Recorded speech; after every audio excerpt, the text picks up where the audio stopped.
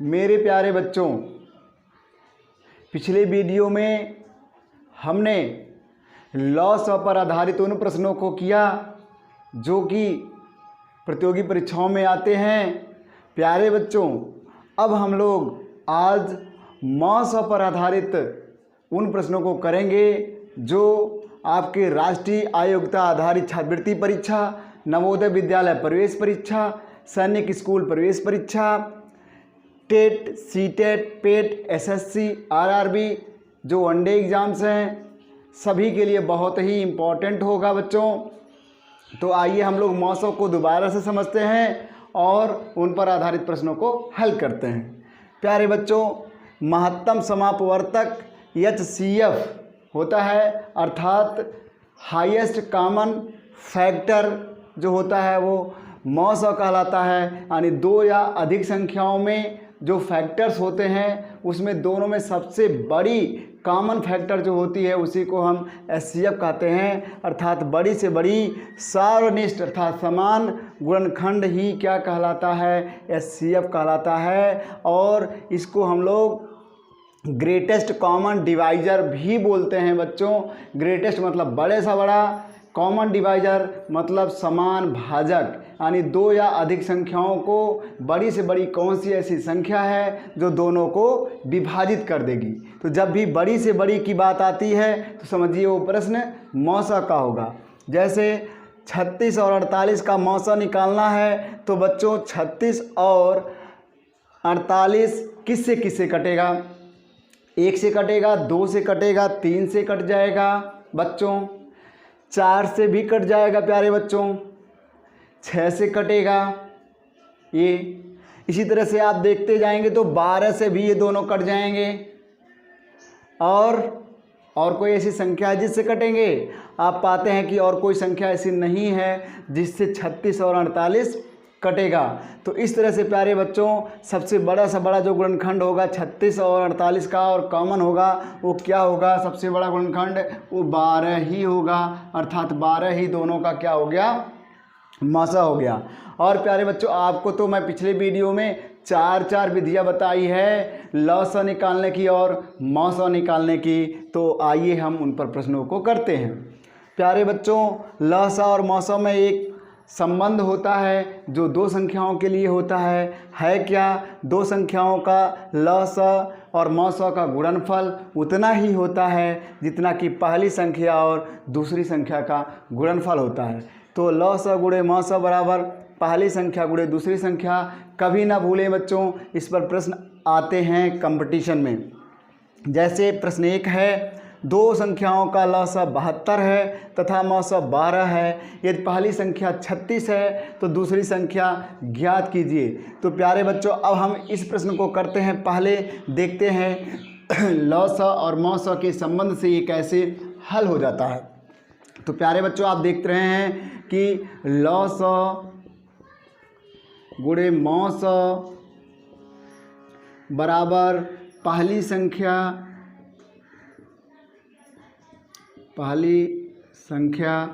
गुणे दूसरी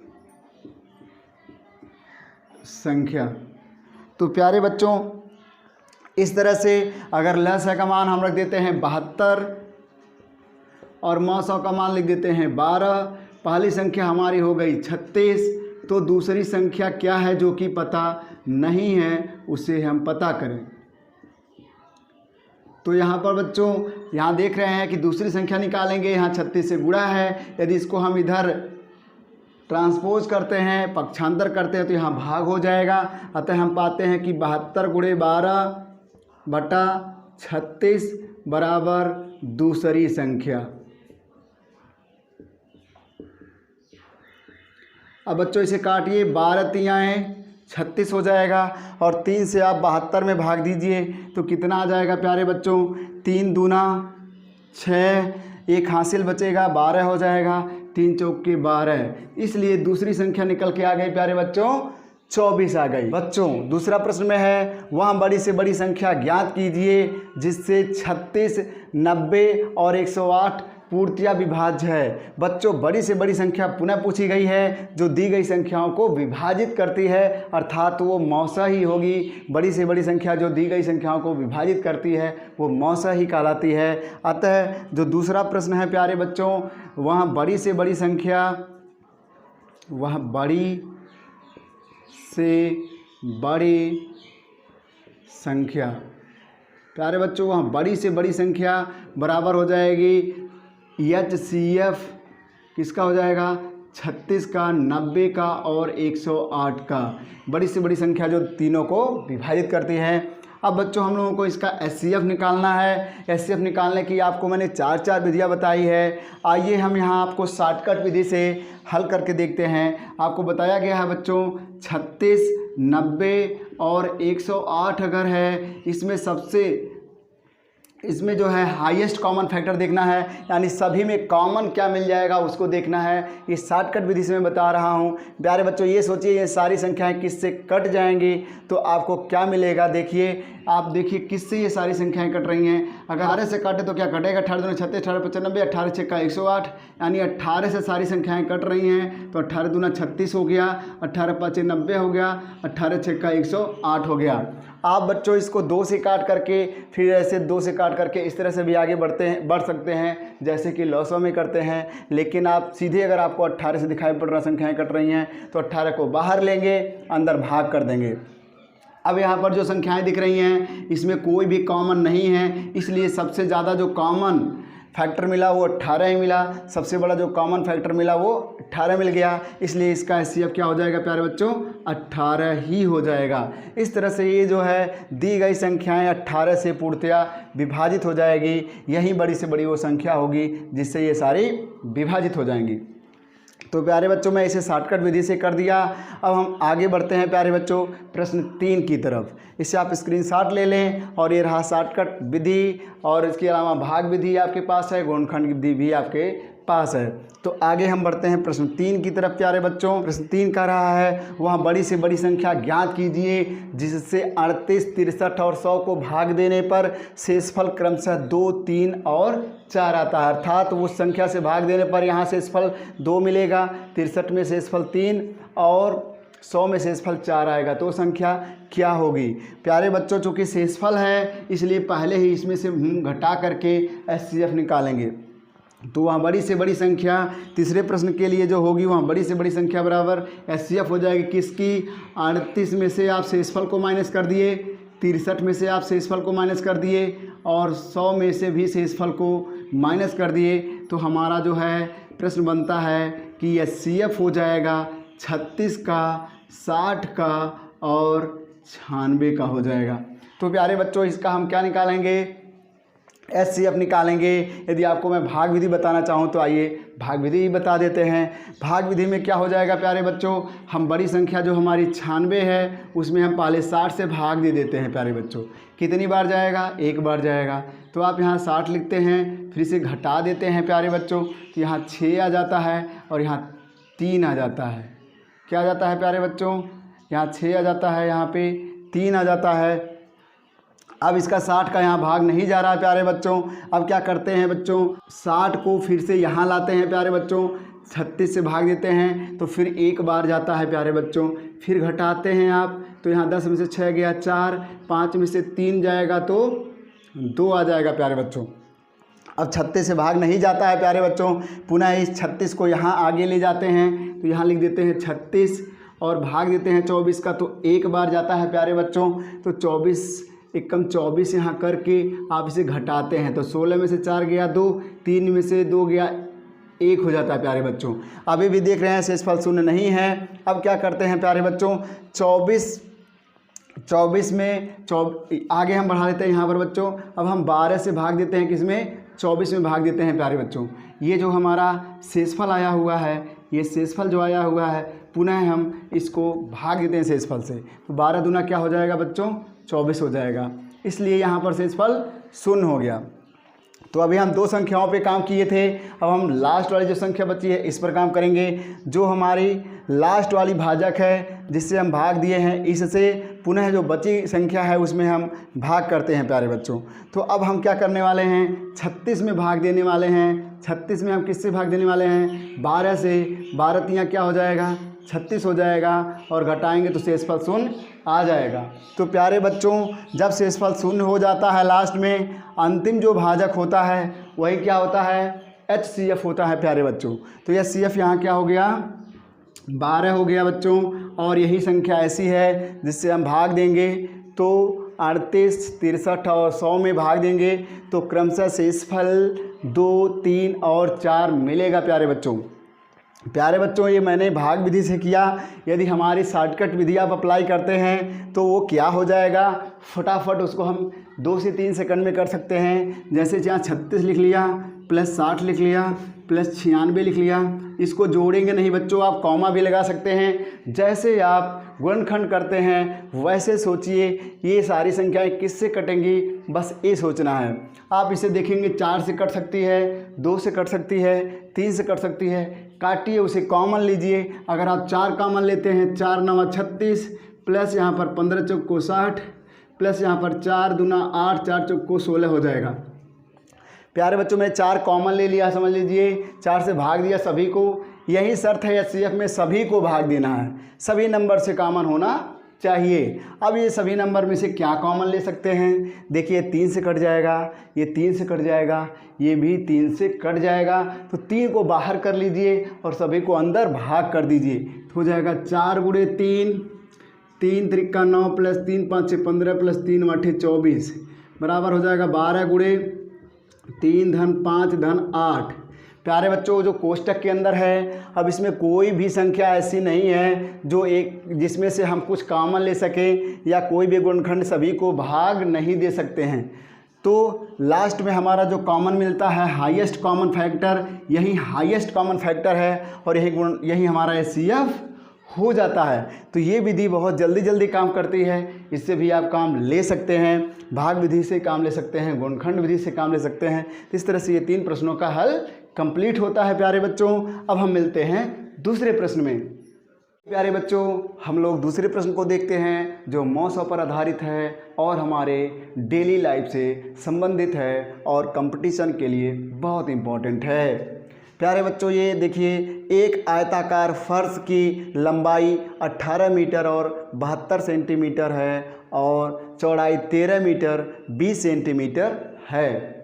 ये आयताकार फर्श की लंबाई चौड़ाई दी गई है। इस पर समान आकार की बड़ी से बड़ी वर्गाकार टाइल्स लगाना है। इस कमरे में वर्गाकार टाइल ही लगाना है और बड़ी से बड़ी साइज़ का लगाना है।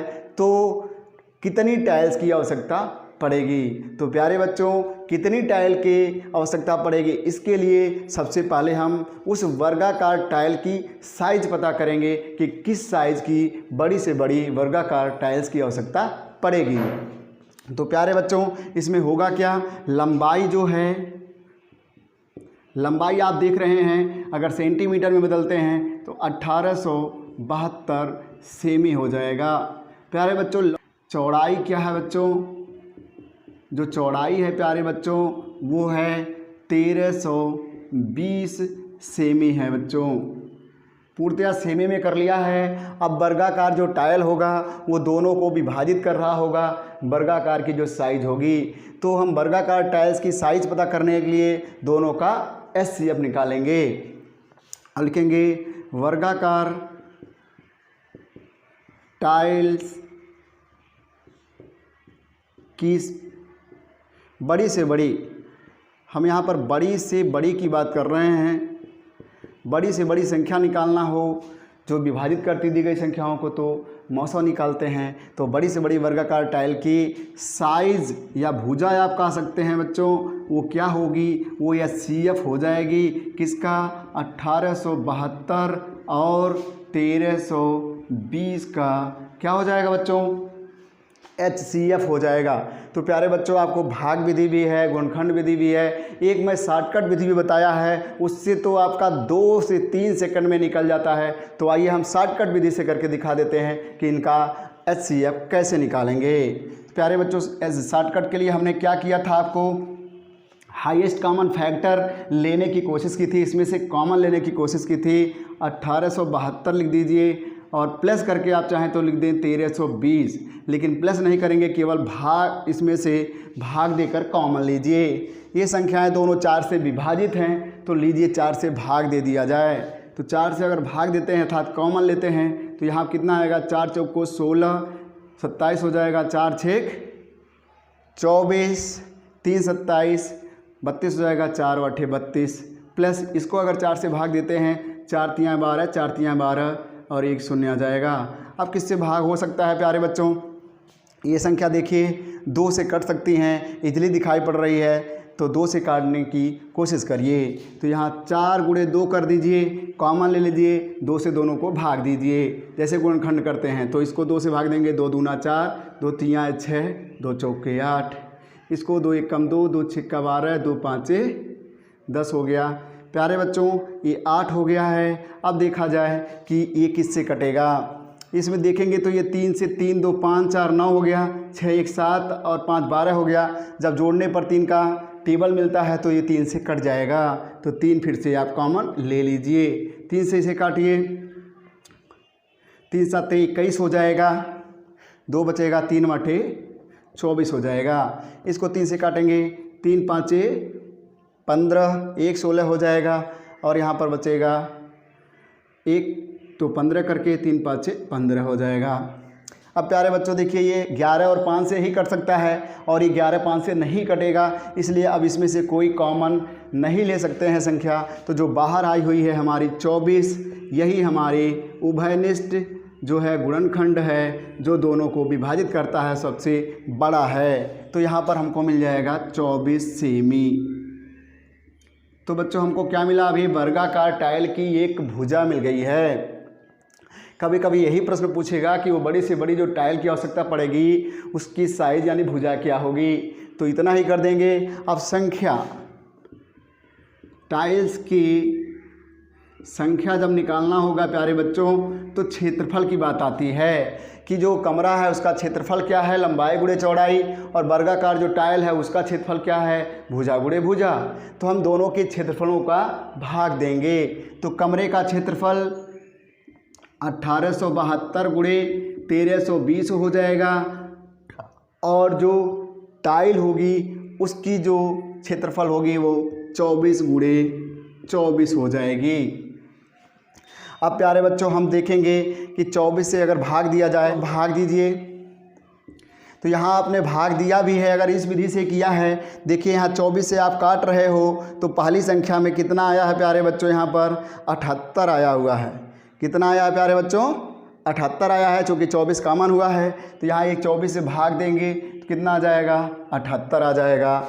और यहाँ 24 से जब दूसरी संख्या को भाग दे रहे होंगे तो कितना आ जाएगा, 55 आ जाएगा। कितना आ जाएगा, 55 आ जाएगा।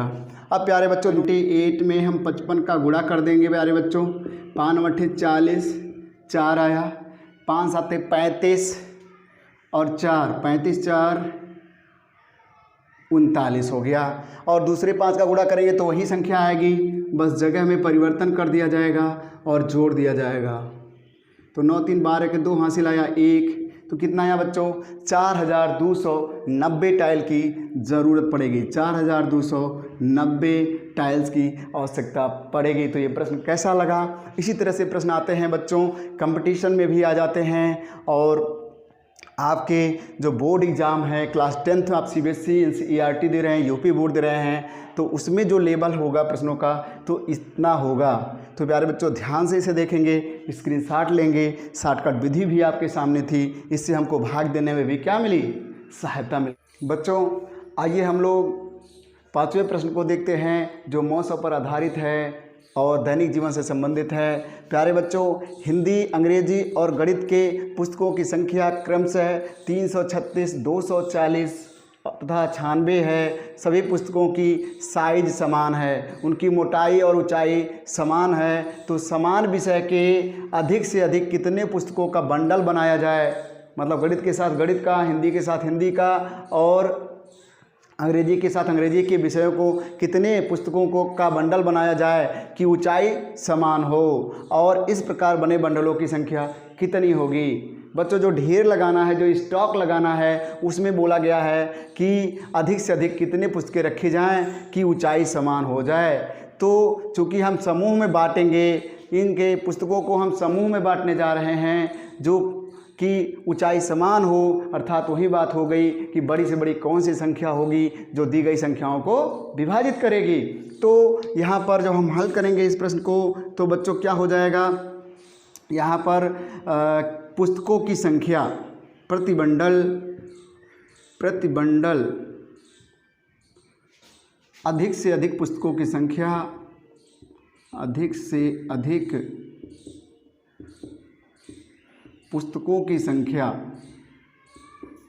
अधिक पुस्तकों की संख्या जो होगी बच्चों वो क्या हो जाएगी, वो HCF हो जाएगी। HCF किसकी हो जाएगी, 336 की, 240 की और 96 की। यदि HCF निकालेंगे प्यारे बच्चों, चाहे भाग विधि से चाहे शॉर्टकट विधि से, तो जो आएगा HCF वो 48 आ जाएगा। कितना आ जाएगा प्यारे बच्चों, 48। इस तरह से देखा जाए तो 48 पुस्तकों का अगर हम स्टॉक लगाएंगे तो समान स्टॉक में बट जाएगा पूरी पुस्तक, और समान विषय के समान साथ रहेंगे और उनकी ऊंचाई भी समान रहेगी।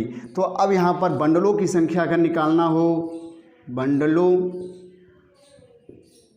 की संख्या, तो हमको देखना होगा गणित में कितने बंडल बनेंगे। तो गणित पहला हिंदी है तो हिंदी में कितने बंडल बनेंगे, 336 में 48 से भाग दे देंगे, प्लस 240 हमारी अंग्रेजी विषय है उसमें भी 48 से भाग देंगे, चूँकि 48 का स्टॉक लगाया है। लास्ट में हमारी 96 है गणित की पुस्तक, 48 से आप भाग देंगे। तो ये आ जाएगा बंडलों की संख्या हिंदी, बंडलों की संख्या अंग्रेजी और बंडलों की संख्या गणित आ जाएगी। इस तरह से यहाँ 7 बार कट जाएगा, यहाँ 5 बार में कट जाएगा और यहाँ 2 बार में कट जाएगा। इस तरह से 7, 5, 12 और 2 बच्चों 14 हो जाएगा। इस तरह से 14 बंडल टोटल बनेंगे। कितने बंडल बनेंगे, 14 बंडल बनेंगे। तो इस तरह से बच्चों ये कितना इम्पॉर्टेंट होता है LCM और HCF आपने देख लिया इस वीडियो को। अब आप LCM का और HCF का दोनों वीडियो का जब देखेंगे तो क्लियर पता चल जाए।